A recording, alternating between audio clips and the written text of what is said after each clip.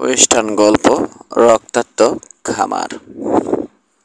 এক অনেক পথ চলেছে জুলিয়াস দত্ত।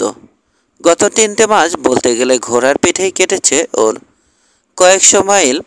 যে কয়শো মাইল পথ যে চলেছে তার কোনো হিসাব রাখেনি সে। অনেক দিন থেকেই তার ভিতরে ভিতরে একটা অস্থিরতা, তাই বেরিয়ে পড়া একান্ত জরুরি হয়ে উঠেছিল। কিছুদিন নতুন মানুষ, নতুন দৃশ্য, নতুন পরিবেশে সময় কাটিয়ে এবার সে বাড়ি ফিরছে। স্থির হয়ে আবার নিজেকে মানিয়ে নিতে হবে পুরনো রুটিনে। কিন্তু কথাটা ভেবে মোটেই স্বস্তি পাচ্ছে না সে। মানুষের মনে এমন অস্থিরতা কেন আসে? নিয়মের মধ্যে চলতে চলতে কেন মানুষ সন্দিহান হয়ে পড়ে, অস্বাচ্ছন্দ্য বোধ করে, নিজেকে অসম্পূর্ণ মনে হয়? মন কেন নিয়ম ভেঙে বাইরে বেরিয়ে পড়তে চায়? তার বাড়ি ছাড়ার সাথে অবশ্য একটা মর্মান্তিক দুর্ঘটনাও জড়িত ছিল, কিন্তু আসলে মনের ভিতরেই তার সেই অস্থিরতা। তার বাবা ব্যাপারটা ঠিকই টের পেয়েছিলেন। বলেছিলেন, তুই মিছেই এত বেশি খেটে মরছিস জু, কিন্তু কাজের কাজ কিছুই হচ্ছে না। আজ বাদে কাল তুই বিয়ে করবি, তখন তোর মাথায় চিন্তার বোঝা আরও বাড়বে। তার আগেই তোর বেরিয়ে পড়ে দুনিয়াটা একবার ভালো করে দেখে আসা উচিত। তাতে তোর মনটা অনেক শান্ত হবে। মন কতটা শান্ত হয়েছে জানে না সে, তবে অস্থিরতা কিছুটা দূর হয়েছে। বাড়ি ফিরে যাচ্ছে বলে মনটা বেশ উৎফুল্লই লাগছে ওর। নিজের এলাকা পার্কে ফিরে যাচ্ছে সে। আগামীকালই পৌঁছে যাবে ও। এতদিন পরে আবার বাবার সাথে দেখা হবে ভাবতেই খুশি লাগছে। তার বাবা সেবাস্টিন দত্ত খুব ভালোবাসেন ওকে। জার্ভিস আর পেপিকেও আবার দেখতে পাবে সে। আর দেখা হবে জিনার সাথে। শেষ সাক্ষাতে রুড ব্যবহার করেছিল মেয়েটা। অবশ্য সেটা প্রত্যাশিত। ভাইয়ের অকস্মাৎ মৃত্যুতে খুব মুচড়ে পড়েছিল সে। সাধারণ বাঙালির মতোই মাঝারি গড়নের যুবক জুলিয়াস। তীক্ষ্ণ চেহারা, গায়ের চামড়া রোদে পোড়া। গত 3 মাসে তার মুখ কিছুটা শুকালেও দেহটা একেবারে লোহার মতোই আছে। দড়ির মতো পেশি আর চওড়া কাঁধ তার। কালো চুল, চোখ দুটো কালো। চোখে তার কেমন একটা বিষণ্ণতার ছায়া। বেশ কয়েকটা অত্যন্ত দুঃখজনক ঘটনা ইতোমধ্যেই ঘটে গেছে তার জীবনে, কিন্তু অনুশোচনা করে কোনো লাভ নেই। অতীতকে আবার নতুন করে নিজের ইচ্ছামতো লেখা যাবে না। নিজের দুঃখকে সহ্য করে বুকে পুষে বয়ে বেড়াতে হবে তাকে চিরকাল। পাহাড়ের আরও উপরের দিকে উঠছে জুলিয়াস। সূর্য ডুবে গেছে। আরমান্ডের তেমাথার কাছাকাছি চলে এসেছে সে। দিনের আলো নিভে অন্ধকার ঘনিয়ে আসছে। অল্পক্ষণের মধ্যেই সে স্টেশনের উঠানে পৌঁছে গেল। এখন কোনো স্টেজ নেই, তাই ভিতরে কাউকে আশা করেনি জুলিয়াস।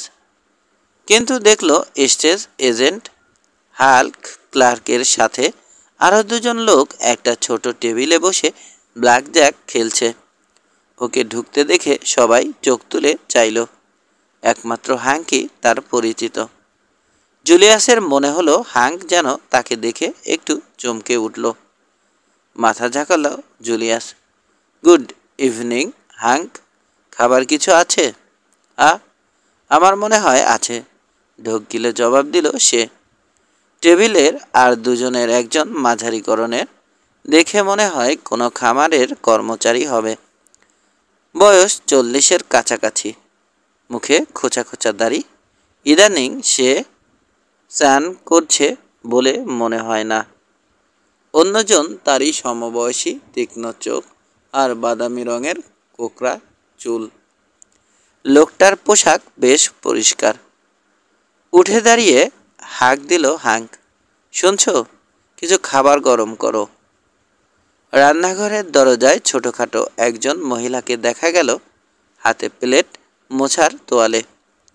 সাদামাঠা গলায় সে জানালো, একটু বসো, এখনই খাবার নিয়ে আসছি আমি। কষ্ট করে বিশেষ কিছু করার দরকার নেই মিসেস ক্লার্ক, যা আছে তাই দিলেই চলবে। ততক্ষণ একটা ড্রিঙ্ক নিয়ে নিচ্ছি আমি। পাশেই বার। বারের উপর রাখা বোতল থেকে নিজেই একটা ড্রিঙ্ক ঢেলে নিয়ে ওদের টেবিলেই বসল জুলিয়াস। হাঙ্কের 13 বছরের এলোমেলো চুলের ছেলেটা বাইরে জুলিয়াসের ঘোড়া দেখে 2 পয়সা ইনকাম করার আশায় ঘরে ঢুকে জিজ্ঞেস করলো, জিন নামিয়ে আপনার ঘোড়াটাকে কিছু খেতে দেব? না, জিন খোলার দরকার নেই, জবাব দিল জুলিয়াস। আমি খাওয়া সেরেই আবার রওনা হব। তুমি বরং ওকে কিছু ওট আর পানি খাইয়ে দাও। এখনই যাচ্ছি আমি। খুশি মনে বেরিয়ে গেল ছেলেটা। হ্যাঙ্ক এগিয়ে এলো। তুমি তো বাইরে কাটালে বেশ কিছুদিন, তাই না? হ্যাঁ, একটু বেরিয়ে এলাম। এবার ঘরে ফিরছ? হ্যাঁ। পার্কের কি খবর? ভালো, খুব ভালো, বলল হাঙ্ক। আমি দেখি তোমার খাবার ব্যবস্থা কত দূর হলো। ঘুরে রান্নাঘরের দিকে চলে গেল হাঙ্ক। গ্লাসে একটা চুমুক দিয়ে অন্য দুজনের দিকে ফিরল জুলিয়াস। হাঙ্ক উঠে যাওয়ায় ওদের ব্ল্যাকজ্যাক খেলা ভণ্ডুল হয়ে গেছে। কম বয়সী লোকটা তাসগুলো তুলে নিয়ে সলিটেয়ার খেলছে, অন্যজন দেখছে। অল্পক্ষণ পরেই খাবার নিয়ে এলো হ্যাঙ্ক গিন্নি। রান্না এমন কিছু চমৎকার হয়নি, তবে খাবারটা গরম, তার উপর প্রচণ্ড খিদে পেয়েছে জুলিয়াসের। খাওয়ায় মন দিল সে। বাড়ির কাছে গিয়ে কি যেন করছে হাঙ্ক। জুলিয়াস শুনেছে লোকটা বিশেষ সুবিধার নয়, কিন্তু এখন আর সেদিকে খেয়াল করার সময় নেই। একটু পরেই সে চলে যাবে নিজের পথে। জুলিয়াস বেরোবার কিছু আগেই উঠল অপেক্ষাকৃত বয়স্ক লোকটা। হঠাৎ করে উঠে দাঁড়িয়ে দরজার দিকে যেতে যেতে বলল, চলি হাঙ্ক, আবার দেখা হবে। হাঙ্ক বাড়ির পিছনে ব্যস্ত। অন্য লোকটার নজর তাসের দিকে। নীরবে খাওয়া শেষ করে চেয়ার ঠেলে উঠে দাঁড়ালো জুলিয়াস। জিজ্ঞেস করল, কত হয়েছে? সব মিলিয়ে মোট $1.5। মনে মনে হিসাব করে নিয়ে জানালো হাঙ্ক। টেবিলের উপর টাকা রেখে দরজার দিকে এগোলো সে। দরজার কাছে পৌঁছার আগেই টেবিলে বসা লোকটা কথা বলে উঠল, এই যে ভদ্রলোক, তোমার কি খুব তাড়া আছে? কেন? থেমে দাঁড়িয়ে ওর দিকে ফিরে তাকালো জুলিয়াস। যে লোকটা একটু আগে বেরিয়ে গেল তাকে তুমি চেনো? না। সে চেনে, তোমাকে ঢুকতে দেখেই একেবারে আড়ষ্ট হয়ে গেছিল। খাওয়ার সময়ে দুবার সে তোমার পিস্তলের দিকে হাত বাড়িয়েছিল। চলে যাচ্ছে বলে বিদায় নিয়ে গেল, কিন্তু ঘোড়ার খুরের শব্দ পাইনি। মনে হয় সে এখনো বাইরে কোথাও রয়েছে। জুলিয়াস অবাক হয়ে চেয়ে আছে কে লোকটা, কি বোঝাতে চাইছে। হাঙ্কের দিকে চাইল সে। একেবারে পাথরের মূর্তির মতো দাঁড়িয়ে আছে হাঙ্ক। ভয়ে ফ্যাকাশে হয়ে গেছে ওর মুখ। হাঙ্ক, তীক্ষ্ণ কণ্ঠে ধমকে উঠল জুলিয়াস, এসবের মানে কি?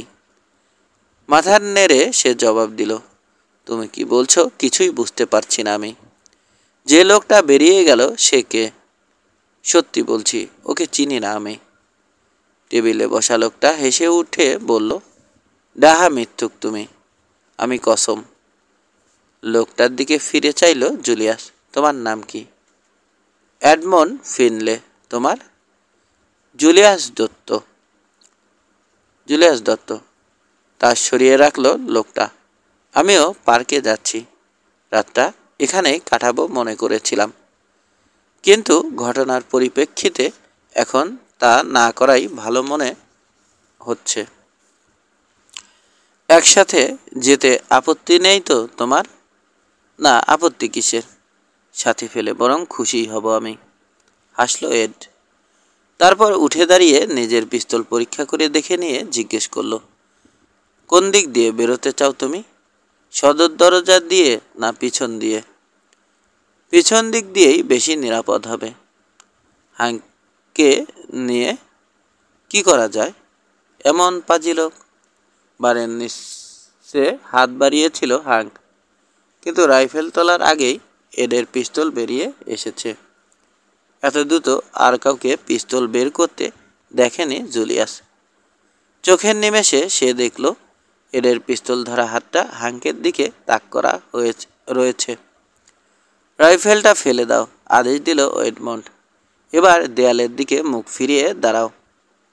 তর্ক করতে গেল না হাঙ্ক, সুবোধ বালকের মতো রাইফেল ফেলে দিয়ে ঘুরে দাঁড়ালো। এগিয়ে গিয়ে পিস্তলের নল দিয়ে ওর মাথায় আঘাত করল এড। হাঙ্কের অজ্ঞান দেহটা মাটিতে লুটিয়ে পড়ল। এবার বাইরেটা একটু দেখে নেয়া যাক, বলল এড। বিন্দুমাত্র উত্তেজিত হয়নি লোকটা।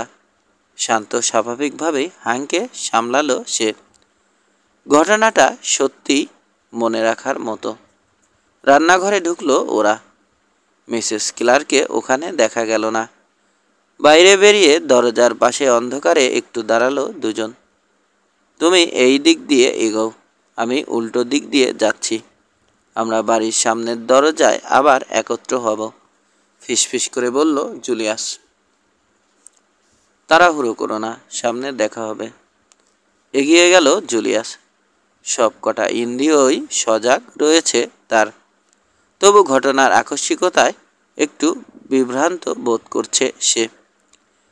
ওই লোকটা আসলে কে? সত্যিই সে চেনে না ওকে, কিন্তু ব্যাপারটা কি? লোকটা বিনা কারণে তার পিছনে লাগতে যাবে কেন? নাকি মিছেই ভাবছে সে? একটা গুলির শব্দে চমক ভাঙল তার। বিকট গলায় একটা চিৎকারের সাথে সাথে আরও দুটো গুলির শব্দ শোনা গেল। ছুটতে শুরু করলো জুলিয়াস। বাড়ির সামনের বাঁকটা ঘুরে দেখল ওপাশের বাঁকে একজন দাঁড়িয়ে রয়েছে, এডমন্ড। ঠিক ওর পায়ের কাছেই পড়ে আছে একটা নিথর দেহ। একটু উবু হয়ে অপেক্ষা করছিল লোকটা। সাদামাঠা গলায় বর্ণনা দিল এড। ওকে পিস্তল ফেলে দেওয়ার সুযোগ দিয়েছিলাম, কিন্তু শোনেনি। জুলিয়াস ঝুঁকে পড়ে অসার দেহটা পরীক্ষা করল। মারা গেছে লোকটা, বিস্মিত কণ্ঠে বলল সে। তবে তুমি কি আশা করেছিলে বেঁচে থাকবে? একটা ম্যাচ জেলে ওর মুখটা ভালো করে দেখল জুলিয়াস। সম্পূর্ণ অপরিচিত। পকেট হাতড়েও লোকটার কোনো পরিচয় জানা গেল না। আমার ঘোড়াটা নিয়ে আসছি, বলল এড। জুলিয়াস ঠিক বুঝে উঠতে পারছে না এই পরিস্থিতিতে তার কি করা উচিত। উঠে দাঁড়ালো সে। হয়তো ইন্ডিয়ান ব্লাফে শেরিফের কাছে খবর পাঠিয়ে এখানেই তাদের অপেক্ষা করা দরকার, কিন্তু এডের হাবভাবে মনে হচ্ছে না সে রাজি হবে। আমি যাই, হাঙ্কের সাথে একটু কথা বলে দেখি, ধীরে ধীরে বলল জুলিয়াস। ওই শেরিফের কাছে খবর পৌঁছে দেবে। খুশি তোমার, নির্লিপ্ত গলায় জবাব দিল এড। চাঁদের আলোয় ওরা চড়াই পথে এগিয়ে যাচ্ছে পার্কে ঢোকার গিরিপথটার দিকে। জুলিয়াসই পথ দেখিয়ে নিয়ে চলেছে তার সঙ্গীকে। এদিককার পথঘাট সবই তার খুব ভালো করে চেনা। একটা বেশ খাড়া চড়াই পেরিয়ে ঘোড়া দুটোকে বিশ্রাম দেওয়ার জন্য থামল ওরা। কথা বলার ভালো সুযোগ।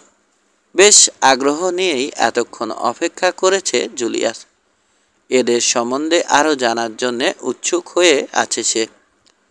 এই পাহাড়ি এলাকাটা বেশ সুন্দর, একটা সিগারেট ধরানোর ফাঁকে বলল এড। কিন্তু এর মধ্যে রাঞ্চ করার মতো সমান জায়গাই তো নেই কোথাও। গিরিপথটা পার হলেই দেখতে পাবে, জবাব দিল জুলিয়াস। ইডেন পার্কটা অনেকটা মালভূমির মতো।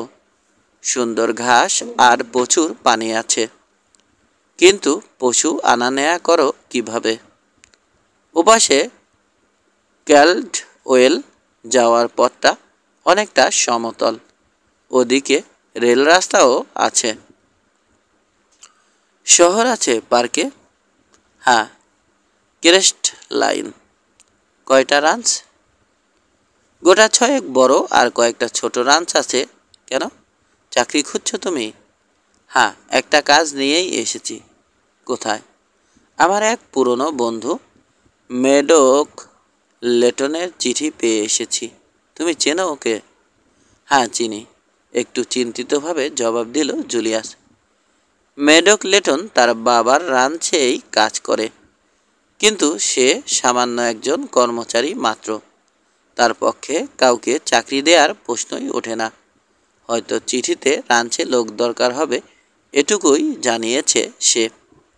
এড তার হাতের সিগারেটটার দিকে একদৃষ্টে চেয়ে বলল, সাধারণত আমি অন্যের কোনো ব্যাপারে নাক গলাই না জুলিয়াস।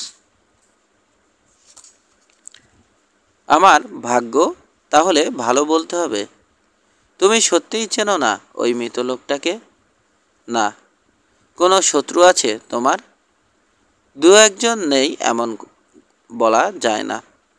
সব মানুষেরই কিছু শত্রু থাকে, কিন্তু এই ব্যাপারটা আদেও মাথায় ঢুকছে না আমার। ভালো করে ভেবে দেখো, বলল এড। লোকটা যেভাবে খোলা পিস্তল হাতে উবু হয়ে বসেছিল, তাতে নিঃসন্দেহে বলা যায় তোমার জন্যেই অপেক্ষা করছিল সে। পার্কে কোনো রাঞ্চ কোন রাঞ্চে আছো তুমি? রকিং এইস রাঞ্চ। তাই নাকি? অবাক হলো এড। তবে তো তুমি মেডকের অধীনেই কাজ করছো। না, আমার বাবার রাঞ্চ ওটা। এডের মুখের ভাবটা দুর্বোধ্য হয়ে উঠল। প্রাণহীন হাসি হাসল সে। চোখ দুটো কঠিন হলো। আমরা তাহলে একই জায়গায় যাচ্ছি, মন্তব্য করল জুলিয়াস। হ্যাঁ, একই জায়গায় যাচ্ছি। মেডক আমাকে লিখেছিল মালিকের এক ছেলে বাইরে আছে। বাইরেই ছিলাম, 3 মাস পরে আবার ফিরছি। ঝামেলা হয়ে গেল। মুখোমুখি বসে আছে ওরা দুজন, হাসি নেই কারো মুখে। আগামীতে কি ঘটবে জানে না জুলিয়াস। স্টেশনে এড কিভাবে দ্রুত পিস্তল বের করেছিল মনে পড়ল তার। একটা মানুষকেও খুন করেছে সে, কিন্তু কোনো রকম মানসিক বিকার নেই। মনে হয় আগেও অনেক মানুষকে হত্যা করেছে ও। মেডককে কতটা চেনো তুমি? হঠাৎ প্রশ্ন করল এড। সামান্যই জানি, জবাব দিল জুলিয়াস। পছন্দ করো? না। মুচকি হাসি হাসলো এড। ঠিকই চিনেছ তুমি ওকে। ওর জনপ্রিয়তা কম। পার্কে ফিরে কি করবে তুমি? জানি না। চলো ওঠা যাক। চলো। ঘোড়া দুটোর যথেষ্ট বিশ্রাম হয়েছে। জুলিয়াসই আবার পথ দেখিয়ে নিয়ে চলল। ঘামে ভিজে উঠেছে সে। ভাবছে, এর যদি হঠাৎ পিস্তল বের করে বসতো, কি করতো সে? কি যে ঘটতো বলা যায় না। তার বাবা তাকে যত্ন করে হাতে ধরে রাইফেল পিস্তল চালানো শিখিয়েছেন। দ্রুত পিস্তল বের করাতেও তার জুড়ি নেই। কিন্তু ওর আর এডের মধ্যে কে যে বেশি ক্ষিপ্ত তা বলা ভার। তবে জানার খুব একটা আগ্রহও তার নেই। আর একটা ব্যাপারে বিব্রত বোধ করছে জুলিয়াস। এর একজন বাইরের লোক হয়েও এত জোর পাচ্ছে কোত্থেকে? গত 3 মাসে কি ঘটেছে পার্কে? রকিং এইস রাঞ্চেরই বা কি অবস্থা? যত এগোচ্ছে সংশয়ে ভরে উঠছে তার মন। 2। ঠিক মাঝরাতে গিরিপথের মাথায় এসে পৌঁছলো ওরা। অর্ধবৃত্ত আকারে সামনের দিকে হাত নেড়ে জুলিয়াস বলল, ভালো করে চেয়ে দেখো এড। পুরো ইডেন পার্কটাই দেখা যাচ্ছে নিচে। কতটা চওড়া? প্রশ্ন করল এড। যে কোনো দিকেই ঘোড়ার পিঠে একদিনের পথ। মাঝে মধ্যে জঙ্গল আছে, কিন্তু ফাঁকা এলাকা সবটাই চমৎকার সবুজ মাঠ। অন্ধকারে বিশেষ কিছুই দেখা যাচ্ছে না, কিন্তু এখানকার সব কিছুই জুলিয়াসের এত পরিচিত যে সে অন্ধকারেই আঙুল নির্দেশ করে একে একে বলে গেল কোথায় কি আছে। সে ভালো করেই জানে কিছুই দেখতে পাচ্ছে না এড, তবু কেবল কথা চালিয়ে যাবার খাতিরেই বলে চলল, কথা বলার মোটামুটি একটা নিরাপদ বিষয় এটা। এর আগেও কয়েকবার থেমেছে ওরা, কিন্তু দুজনেই কেমন একটা অস্বস্তি বোধ করেছে। এখন আর কেউই নিশ্চিন্তে মন খুলে কথা বলতে পারছে না। রকিং এইচে পৌঁছতে কি আমাদের শহর হয়ে যেতে হবে? না, শহরকে দক্ষিণে রেখে সোজা পথে পশ্চিমে যাব আমরা। আর কতক্ষণ লাগবে? এখনো দূর আছে, ভোর হয়ে যাবে। একটা সিগারেট ধরালো এড। কেস্টেলাইনের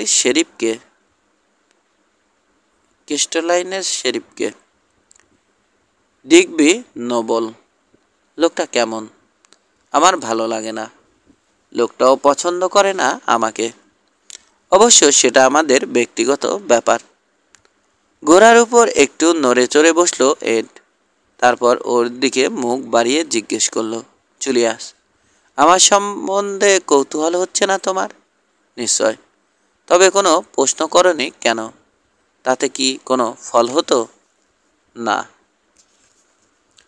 আমিও তাই আন্দাজ করেছিলাম এড। মৃদু হাসল লোকটা। বলল, জুলিয়াস, আমরা দুজনে একই পক্ষে থাকলে খুশি হতাম, কিন্তু দুঃখের বিষয় তা হবার নয়। শুষ্ক হাসি হাসল জুলিয়াস। যাবার জন্যে তৈরি তুমি? তোমার বলার অপেক্ষাতেই রয়েছি। ধীরে ধীরে পার্কে নামতে শুরু করলো ওরা। ঘন্টা 2 পরে কয়েকটা অতি পরিচিত জায়গা পার হলো জুলিয়াস। ছেলেবেলার জার্ভিস আর পেপির সাথে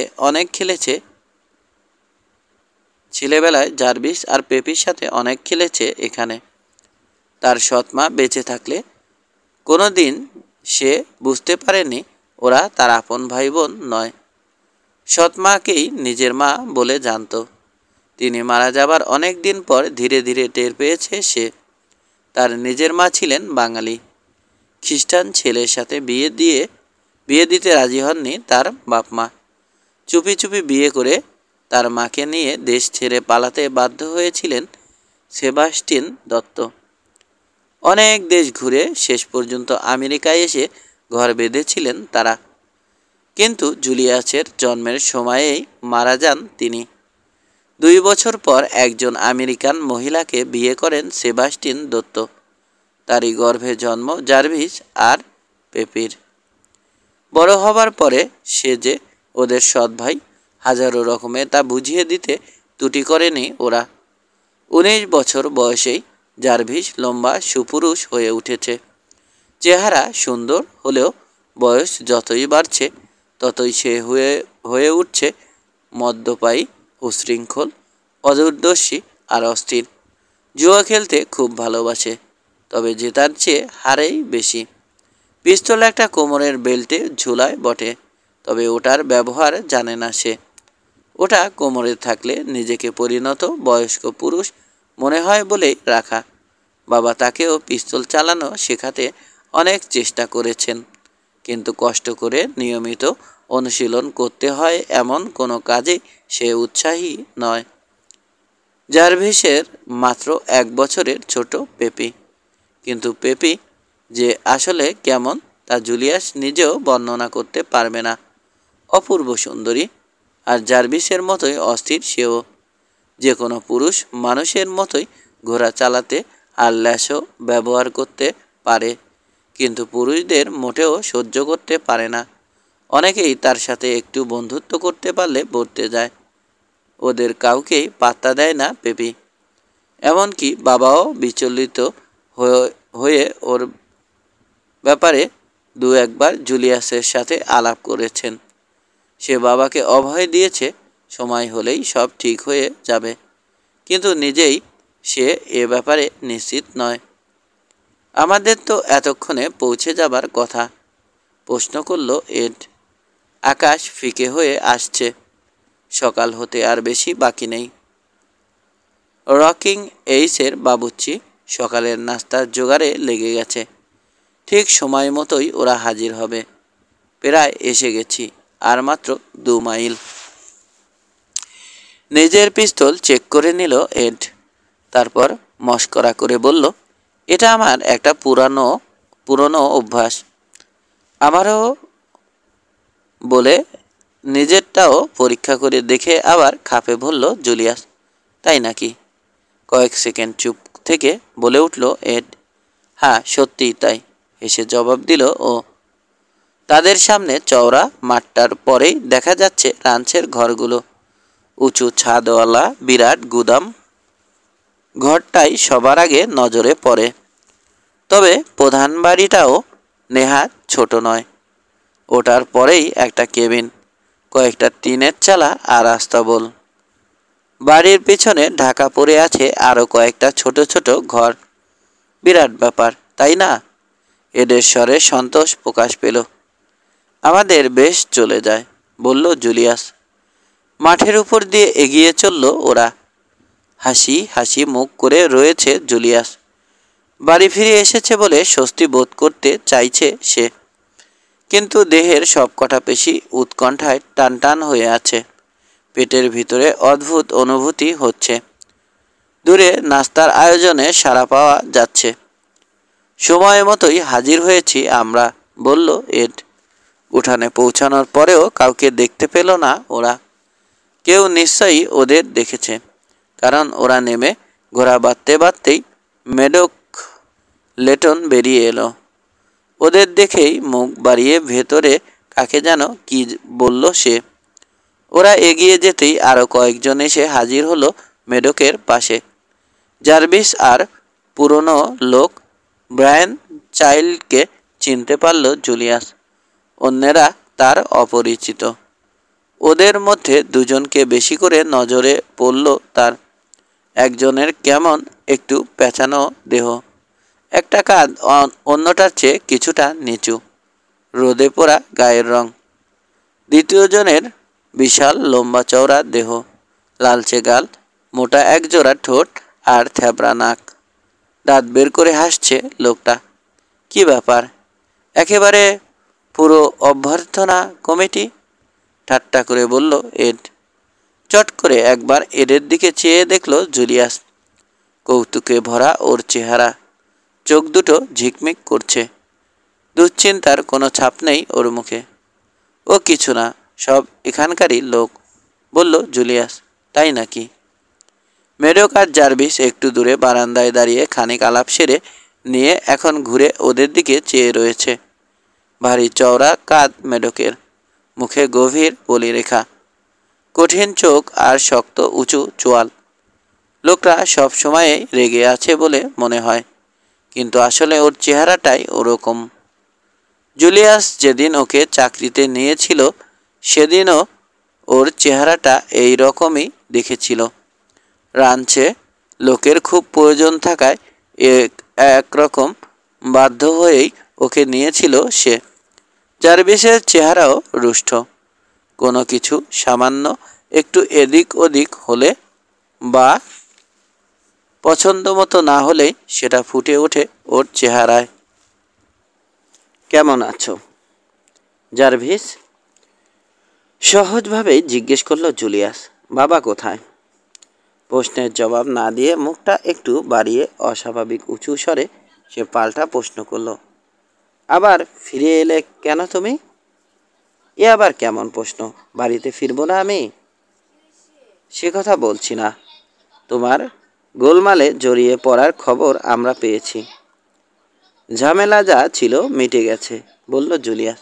বাবা কোথায়? অস্বস্তি ভরে মেডকের দিকে চাইল জার্ভিস। এগিয়ে এসে মেডক বলল, আমি দুঃখিত জুলিয়াস, তোমার বাবার শরীর খারাপ। আসলে খুবই দুর্বল আর অসুস্থ উনি। অসুখ? উৎকণ্ঠিত হয়ে উঠল জুলিয়াস। কি হয়েছে বাবার? শরীর অত্যন্ত দুর্বল, বিশ্রাম দরকার। কোথায়, নিজের ঘরে? হ্যাঁ, কিন্তু এখন দেখা করতে পারবে না তুমি। কি বললে? জুলিয়াসের বিস্ময় চরমে পৌঁছেছে। ঠিকই বলছি, ডাক্তারের নির্দেশ, কোনো রকম উত্তেজনা একেবারে নিষিদ্ধ। তুমি দেখা করতে গেলে স্ট্রোক হয়ে মৃত্যু ঘটতে পারে। একেবারে হতবুদ্ধি হয়ে গেছে জুলিয়াস। নিজের কানকেই আর বিশ্বাস হচ্ছে না ওর। বুড়ো হননি তার বাবা, সুস্থ সবল আর কর্মঠ, মাত্র 50-এর কোঠায় তার বয়স। যে কোনো 30 বছরের যুবকের সাথে পাল্লা দিয়ে সকাল থেকে সন্ধ্যা পর্যন্ত ঘোড়া দাবড়েও ক্লান্ত হবার পাত্র নন তিনি। সেই লোক বিছানায় মরণাপন্ন। ভাবতেই অসম্ভব ঠেকছে তার। দেখা করতে পারবে না, কিন্তু সে দেখা করলে বাবার উত্তেজিত হবার কী কারণ থাকতে পারে? জার্ভিস কথা বলছে, ব্যাখ্যা দিচ্ছে, কিন্তু সেই সাথে জুলিয়াসকে দোষারোপ করছে। সবই তোমার দোষ জুলিয়াস। তুমি চলে যাওয়ার সাথে সাথে বাবা অসুস্থ হয়ে পড়ে। তোমার সাথে ঝগড়া করার পরই এই রকম হয়েছে। ডাক্তারও বলেছে তোমার জন্যই আজ তার এই দশা। তুমি যদি আবার তার সামনে যাও। বাধা দিয়ে জুলিয়াস বলে উঠল, আমাদের কথা কাটাকাটি হয়েছে তা কে বলল তোমাকে?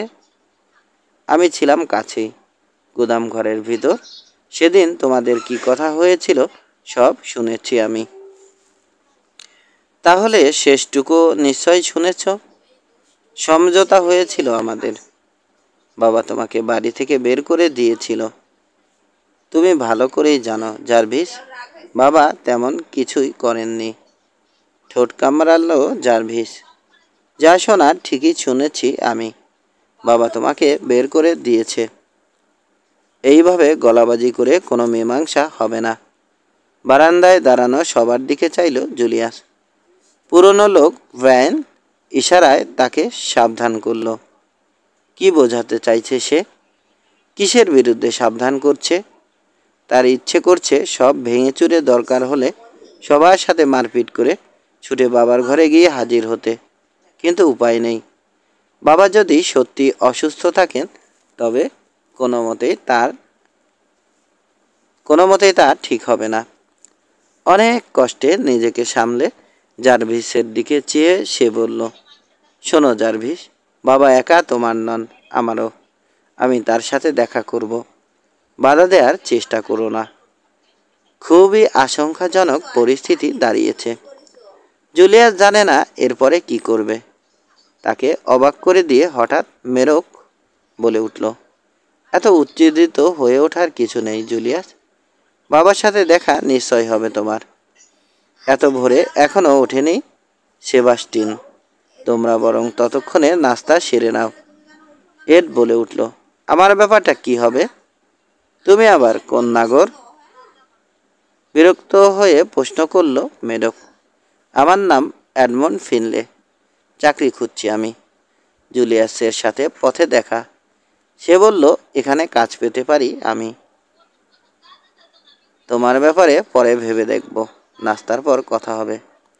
এবার জুলিয়াসের অবাক হওয়ার পালা। মেডকি চিঠি লিখে খবর দিয়ে আনিয়েছে এডকে। নিশ্চয় ওরা দুজন দুজনকে চেনে, অথচ ভাব দেখাচ্ছে যেন কেউ কাউকে দেখেইনি কোনো দিন। যাক, আমাকে অন্তত দূর দূর করে তাড়াচ্ছে না, অস্ফুট কণ্ঠে বলল এড। সময় এখনো ফুরিয়ে যায়নি, জবাব দিল জুলিয়াস। সার বেঁধে ভিতরে ঢুকলো সবাই। খাওয়ার মাঝে বিশেষ কথা হলো না। সবাইকে অগ্রাহ্য করে জার্ভিস বসেছে টেবিলের মাথায় বাবার আসনে। মেডক লেটন বসেছে তার ডান দিকে। 3 মাস আগেও ওই আসনটা ছিল জুলিয়াসের। মেডকের উল্টো দিকে বসেছে এড।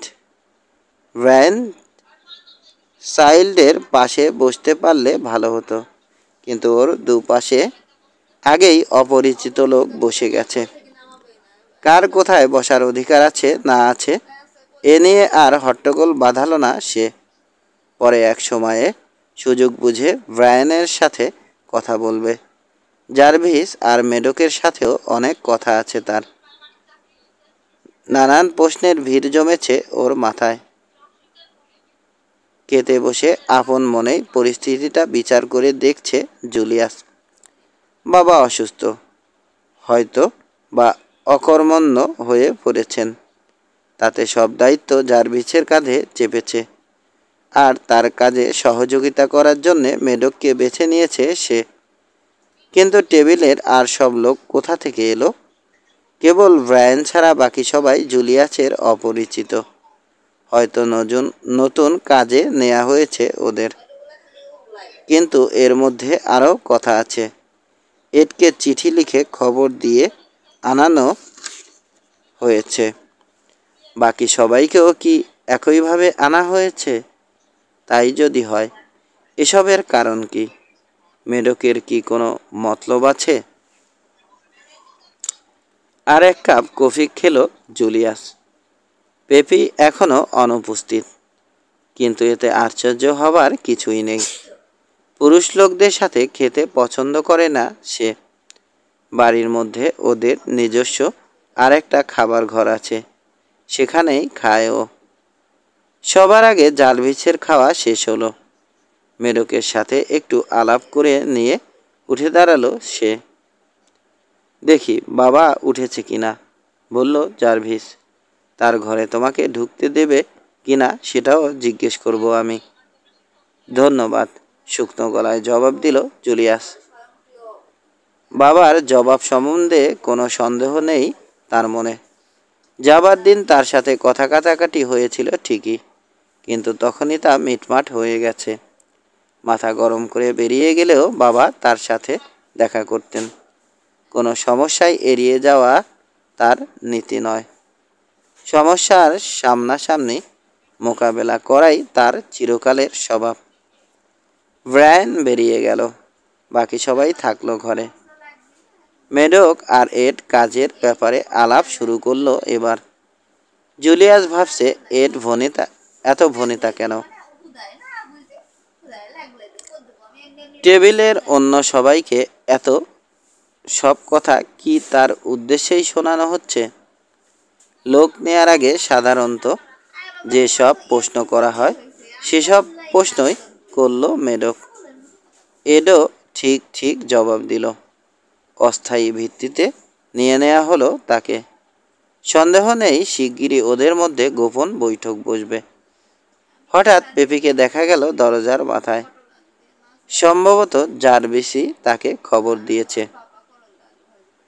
বুট পরেছে সে, স্কার্টটা দুই পাশে ফাড়া, গায়ে বাদামি ব্লাউজ আর গলায় কায়দা করে একটা রুমাল বাঁধা। চুল পিছন থেকে তুলে শক্ত করে মাথার সাথে ক্লিপ দিয়ে আটা। ঘোড়ায় চড়ে বেরোবার সাজে সেজেছে সে। সুন্দর লম্বা গরম ছিপছিপে দেহ, আকর্ষণীয় অথচ নিষ্প্রাণ। হাসলে চোখ ধাঁধিয়ে যায়, কিন্তু এ মুহূর্তে হাসছে না। ঠোঁট দুটো চেপে বসে আছে, চোখ দুটো কঠিন। কেমন আছো পেপি? উঠে দাঁড়ালো জুলিয়াস। জবাব না দিয়ে ঠান্ডা গলায় পাল্টা প্রশ্ন করল সে। তুমি ফিরে এলে কেন? না ফেরার তো কোনো কারণ দেখি না। আমরা শুনেছি ডেনভারে তুমি মানুষ খুন করেছ, ফাঁসি হবে তোমার। হাসলো জুলিয়াস। ভুল শুনেছ তোমরা। খবরটা শুনেই বাবার প্রায় মরার দশা হয়েছিল। এখন আবার নিজেই এসে হাজির হয়েছ। তোমাকে কোনো প্রয়োজন নেই আমাদের। সব লোকজনের সামনেই কথাগুলো বলল পেপি। বাবা যখন বাড়ির প্রধান কর্তা ছিলেন, তখন পারিবারিক ঝগড়া বিবাদ অন্যদের কাছ থেকে গোপন রাখাই ছিল তার নীতি। বাবার অনুপস্থিতিতে পুরনো সব নিয়মকানুনও বিসর্জন দেয়া হয়েছে। টেবিলের লোকজনের দিকে চাইল জুলিয়াস। আসলে ওদের দেখছে না, পেপিকে বোঝার চেষ্টা করছে সে। পেপি কোনোদিনই খুব একটা আপন ছিল না, কিন্তু তার আজকের এই রুড ব্যবহার সত্যি অভাবনীয়। কঠিন সে আগেও ছিল, তবে কথায় এই বিষ ছিল না। বরং বছরখানেক ধরে জুলিয়াসের সাথে বেশ বন্ধুসুলভ ব্যবহারই করেছে ও। একবার জারভিসের ব্যাপারে উদ্বিগ্ন হয়ে জুলিয়াসের সাথে খোলাখুলি আলাপও করেছিল পেপি। কিন্তু কি হয়েছে ওর? বোঝাই যাচ্ছে জুলিয়াসের ঝামেলার কথা কিছু শুনেছে সে, কিন্তু সেটাই কি কারণ? পেপির দিকে মুখ তুলে চাইল এড। ওর চেহারা শান্ত অথচ কঠিন দেখাচ্ছে। বলো তো ওকে এখান থেকে বের করে দেই, এই কাজে ওস্তাদ আমি। ওর দিকে চোখ ফিরালো পেপি, তুমি আবার কে? এইমাত্র কাজে নেওয়া হয়েছে আমাকে। হয়তো তোমাদের কথার মাঝে কথা বলা ঠিক হয়নি, কিন্তু ওই আমার দোষ। যেখানে নাক গলানোর কোনো দরকার নেই সেখানেই গলিয়ে বসে থাকি। বড় বেশি কথা বলো তুমি, তীক্ষ্ণ কণ্ঠে বলল পেপি। জারভিস ফিরে এসে দাঁড়ালো পেপির পাশে। বোনের কাঁধে একটা হাত রেখে জুলিয়াসের দিকে চেয়ে সে বলল, বাবা তোমার সাথে দেখা করতে রাজি হয়েছেন, কিন্তু মনে রেখো মাত্র 1 মিনিট সময় দেয়া হবে তোমাকে।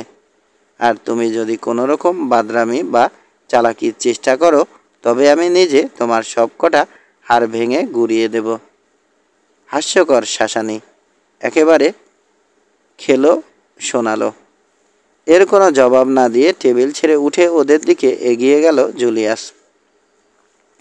3 জারভিস আগে আগে চলেছে, পেপি রয়েছে তার পাশে। জুলিয়াস অনুসরণ করছে ওদের।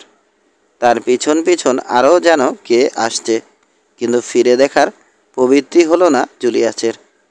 বৈঠকখানা আর রান্নাঘর পার হয়ে পশ্চিমের বারান্দা ধরে এগিয়ে গেল ওরা।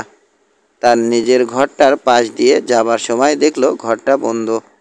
সম্ভবত ঘরটা এখন ব্যবহৃত হচ্ছে না। উল্টো দিকে মেহমানের আর তার পাশেই পরপর পেপি আর জারভিসের ঘর। বাবার ঘরটা বারান্দার একেবারে শেষ মাথায়। শোবার ঘরের তুলনায় ঘরটা বেশ বড়। বিছানা ছাড়াও ঘরে একটা বড় টেবিল, বইয়ের শেলফ আর কয়েকটা আরামদায়ক ভারী চেয়ার পাতা রয়েছে। জানালার পর্দা সবকটাই টানা। ভিতরটা তাই বেশ অন্ধকার। বিরাট ডবল বিছানায় বাবা শুয়ে আছেন। তার দেহের কাঠামোটা অন্ধকারেও আবছা দেখা যাচ্ছে। বিছানার পাশেই ছোট একটা টেবিলে 1 জগ পানি, একটা গিলাস, বোতলে কিছু ওষুধ আর কয়েকটা বই রাখা রয়েছে। জারভিস আর পেপি প্রথম এগিয়ে গেল। নিচু গলায় জারভিস ফিসফিস করে বলল, ওই এসেছে বাবা, মনে রেখো ডাক্তার কি বলেছে। ওকে এখানে আসতে বলো, বললেন সেবাস্টিন দত্ত। তার গলাটা ভীষণ দুর্বল আর কাঁপা শোনালো। গলার স্বরটা স্বাভাবিক মনে হলো না। এগিয়ে গেল জুলিয়াস। জারভিস আর পেপি একটু সরে জায়গা করে দিল ওকে। নিজের চোখেই বিশ্বাস করতে পারছে না জুলিয়াস। সে আশাই করতে পারেনি বাবা এতখানি দুর্বল হয়ে পড়তে পারেন। একেবারে রোগা আর ফ্যাকাশে হয়ে গেছে মুখটা। চোখ দুটো কোটরে ঢুকে গেছে, চেনাই যায় না। বাবা, তুমি যে এরকম অসুস্থ কিছুই জানতাম না আমি। জানলে? জিভ দিয়ে নিজের ঠোঁটটা ভিজিয়ে নিলেন সেবাস্টিন দত্ত। বেরিয়ে যাও। বিস্ফারিত চোখে চেয়ে আছে জুলিয়াস। শব্দ দুটোর অর্থ বুঝেও বুঝতে পারছে না সে। এ হতে পারে না। বাবা কিছুতেই তাকে ও কথা বলতে পারেন না। কিন্তু তাই তো বললেন। তাদের সম্পর্ক তো এমন ছিল না। হঠাৎ কি করে কি ঘটল? বাবা, কিছু একটা বলতে শুরু করেছিল জুলিয়াস। আবার তাকে বাধা দিলেন সেবাস্টিন দত্ত। এবার তার গলা আগের চেয়ে কিছুটা জোরালো শোনালো। বেরিয়ে যাও। তোমার মুখ আর দেখতে চাই না আমি। আমার ছেলে না তুমি। বেরিয়ে যাও। কিন্তু কেন বাবা? অসহায়ভাবে জারভিসের দিকে চাইলেন সেবাস্টিন দত্ত, যেন তার কাছেই আপিল করছেন। ওকে বের করে দাও। তোমার তো নিজের লোকজন আছে। ওকে আমার চোখের সামনে থেকে দূর করো। সবাইকে বলে দিও ও আমার ছেলে না। বলো আমার বড় ছেলে মরে গেছে। নিশ্চল পাথরের মতো দাঁড়িয়ে রইল জুলিয়াস। একটা কথাও বলল না। মুখ দিয়ে কথা সরছে না তার। কিছুই বুঝতে পারছে না সে। অথচ ঠিকই শুনেছে। ওই কথাগুলোই উচ্চারণ করেছেন সেবাস্টিন দত্ত, তার বাবা। জুলিয়াসের হাত ধরল জারভিস। পিছন থেকে মেডক এসে দাঁড়ালো তার অন্য পাশে। বলল, চলো। নিজের কানেই তো শুনলে। হ্যাঁ, শুনেছি, আড়ষ্টভাবে জবাব দিল সে। আর চোখে জারভিসের দিকে চাইল জুলিয়াস। ছেলেটার চোখে মুখে ফুটে উঠেছে বিজয় উল্লাস। এখন থেকে সেই সেবাস্টিন দত্তের একমাত্র দত্তের একমাত্র পুত্র। জুলিয়াস আর তার সম্পত্তিতে ভাগ বসাতে আসবে না। চলো, তারা দিল মেডক। মাথা ঝাঁকিয়ে পেপির দিকে চাইল সে। অদ্ভুত একটা ভাব ফুটে উঠেছে ওর মুখে।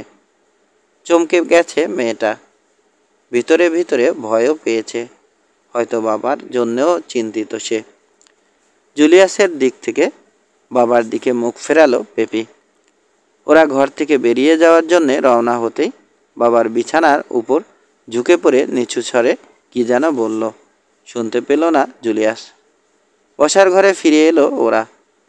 এখনও বিহ্বল বোধ করছে জুলিয়াস। মাথাটা ঠিক কাজ করছে না ওর।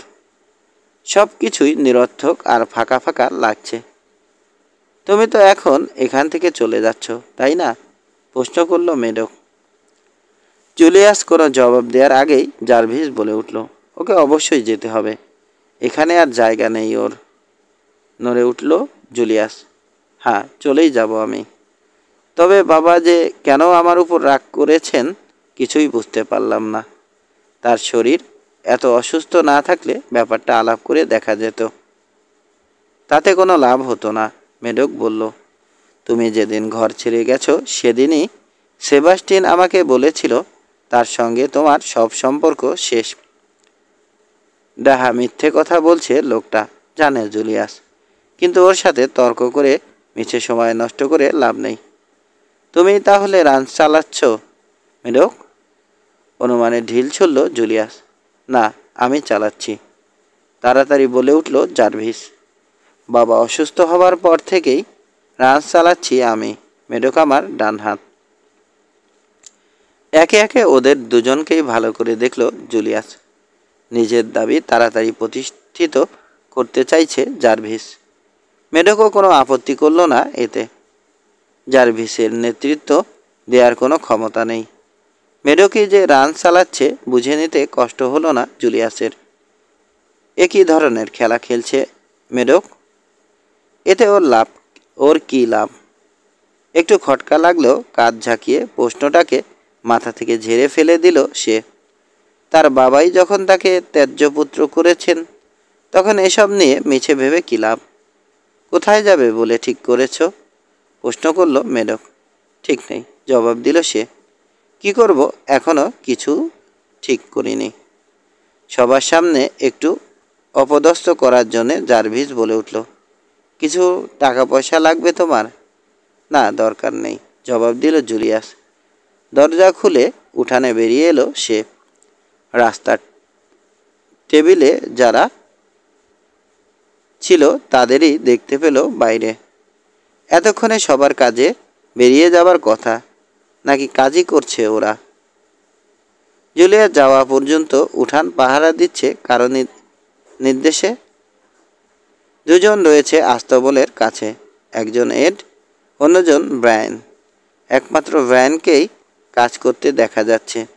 একটা ঘোড়া বাগে আনার চেষ্টা করছে সে। এডের মুখে একটা প্রচ্ছন্ন কৌতুকের হাসি লেগে রয়েছে। তাহলে শেষ পর্যন্ত চলে যাচ্ছ? খুব খারাপ কথা।